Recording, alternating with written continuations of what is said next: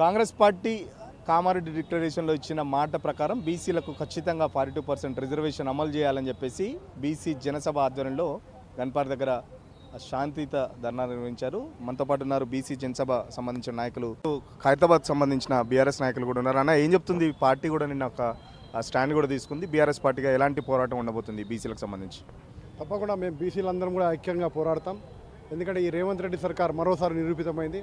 మోసం అంటే రేవంత్ రెడ్డి మోసం. ఎందుకంటే ఎలక్షన్లు వచ్చినప్పుడే బీసీలు గుర్తొస్తారు. 2023 జనరల్ ఎలక్షన్కి ముందు కామారెడ్డి డిక్లరేషన్లో పక్కన రాష్ట్ర ముఖ్యమంత్రి సిద్ధరామయ్య తీసుకొచ్చి ప్రకటించడం జరిగింది. 56 హామీలు ఇవ్వడం జరిగింది. ఏ ఒక్క హామీని కూడా నెరవేర్చలేకపోయారు ఈ ప్రభుత్వం, ఈ రేవంత్ రెడ్డి సర్కార్. ఇక్కడ ఈయన చిత్తశుద్ధి తేలిపోతూ ఉంది. మళ్ళీ ఇప్పుడు స్థానిక సంస్థల ఎలక్షన్లు, సర్పంచ్ ఎలక్షన్లు వచ్చినప్పుడు మళ్ళీ 42% రిజర్వేషన్ ఇచ్చి ఒక చేతితో ఇచ్చే చేతితో లాక్కున్నట్టుగా మళ్ళీ మీరే అధిక రెడ్డి నాయకులు వెళ్ళి మళ్ళీ కోర్టులో కేసేసి కేసు మళ్ళీ పోటీ చేయడం జరిగింది.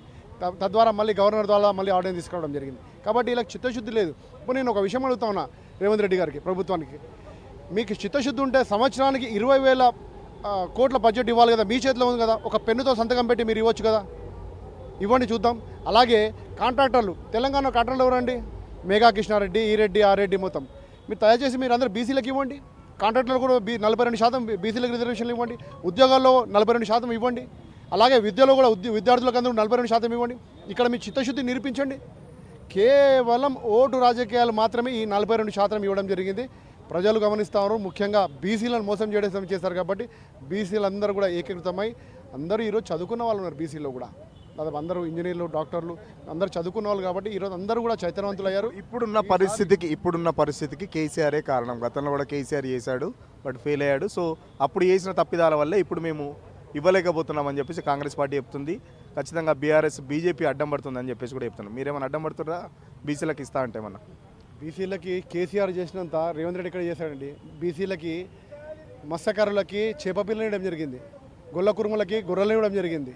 అలాగే మంగళి వాళ్ళకి కటింగ్ షాప్లకు అందరూ కూడా 200 యూనిట్లు కరెంట్ ఇవ్వడం జరిగింది. చాకలి వాళ్ళకు కూడా పవర్ ఇవ్వడం జరిగింది. అలా అన్ని కుల వృత్తులందరూ కూడా ఈవెన్ చేనేత కార్మికులకు కూడా ఇవ్వడం జరిగింది. కాబట్టి బీసీలందరూ కూడా కలుపులో పెట్టుకుని చూసుకున్న వ్యక్తి కేసీఆర్ గారు. అటువంటి ప్రభుత్వం మళ్ళీ కేసీఆర్ గారు రావాలి, కేసీఆర్ గారు కావాలని ఈ తెలంగాణ రాష్ట్ర ప్రజలు ఎందుకు కోరుకుంటున్నారు?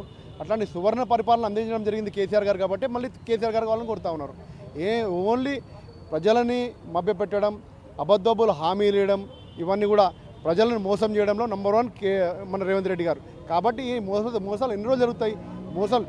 కాబట్టి తప్పకుండా ప్రజలు గమనిస్తూ ఉన్నారు. బీసీలు తప్పకుండా వచ్చే ఎలక్షన్లో, స్థానిక సంస్థ ఎలక్షన్లే కానీ, ఇంకా జిహెచ్ఎంసీ ఎలక్షన్లు కానీ, ఏదైనా ఎలక్షన్ కానీ తప్పకుండా చురుక పెట్టి ఈ యొక్క బీసీ ఐక్యతను చూపిస్తారని నేను చెప్తాను. ఖచ్చితంగా అటు బీజేపీ కానీ కాంగ్రెస్ అయితే దశాబ్దాలుగా